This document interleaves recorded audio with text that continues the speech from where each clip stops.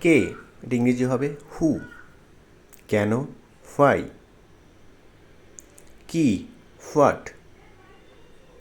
কিভাবে, হাউ। কখন, হোয়েন। কাকে, হুম। কোনটি, হুইচ। কোথায়, হোয়ার। কার, হুজ।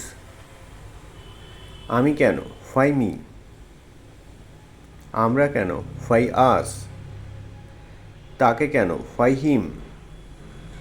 এখন কেন, হোয়াই নাও। এরপর কে, হু নেক্সট। তুমি কেন, হোয়াই ইউ। এরপর কি, হোয়াট নেক্সট। কেন যাব, হোয়াই টু গো। এটা কে, হু ইজ ইট। আমি কে, হু অ্যাম আই। সে কে, হু ইজ শি।